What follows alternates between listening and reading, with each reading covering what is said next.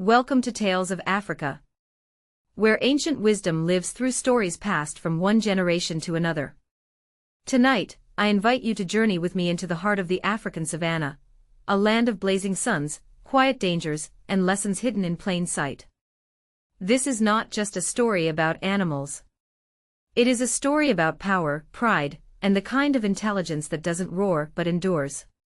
You will meet a lion feared by all, and a small hare many overlooked. Stay with this story until the end, because what happens here may change the way you see strength forever. Let me tell you the tale of the lion and the clever hare. Long ago, in a vast African savanna where the sun rose fiercely and the land breathed life into every creature, there lived a lion whose name alone inspired fear. He was called Ngolo, the king of the grasslands.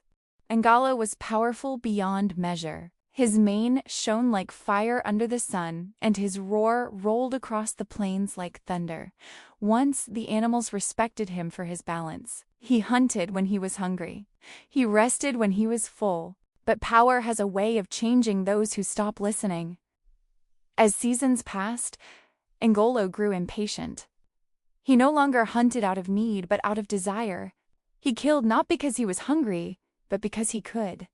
Each day his hunger returned faster than the last, and fear spread like wildfire across the savannah. Antelope stopped grazing freely. Birds no longer sang at dawn. Mothers hid their young before sunset. One evening, as the moon rose pale and quiet, the animals gathered beneath an ancient baobab tree, a tree so old it had witnessed generations rise and fall. The elephant stood watch. The gazelle trembled. "If Ngolo continues like this," the zebra said, voice shaking, "there will be none of us left." "We cannot fight him," said the buffalo. "Strength against strength will only bring death." Then, from behind a tree root, stepped forward a small hare. He was slender, light-footed, and easily overlooked. But when he spoke, his voice was calm, steady in a way that made others listen. "Fear has blinded us," the hare said. "We are measuring ourselves by the lion's strength. But strength is not the only power." The hyena scoffed. "You are smaller than his shadow." The hare proposed a plan, not a fight, not an escape, but a delay. Each day, one animal would present itself to the lion, buying time while the hare thought. Desperation leaves little room for pride. When the day came that the hare's name was chosen, the savannah held its breath. The hare did not rush. He did not run. He walked slowly, deliberately, toward Ngolo's cave. The sun began to fall. By the time the hare arrived, the sky burned orange. Ngolo was already raging. "You dare keep me waiting?" The lion roared, his voice echoing off stone walls.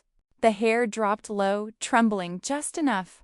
"Oh, great king," he said, "I meant no disrespect. I was delayed by another lion." The word lion sliced through the air. Ngolo narrowed his eyes. "Another? Lion?" "Yes," the hare replied softly. "Larger than you. Stronger than you. He claims this land belongs to him. He says you are the imposter." Ngolo's chest heaved. His pride ignited like dry grass in fire season. "Take me to him," he growled. "Now." The hare led Ngolo across the savannah, deeper than he had ever gone before, until they reached a quiet, hidden well. The water was still, dark, and smooth like polished stone. "He lives here," the hare whispered. "He hides beneath the earth." Ngolo leaned forward. Staring back at him was another lion, eyes burning, mane bristling, muscles tense. The reflection mirrored his anger perfectly.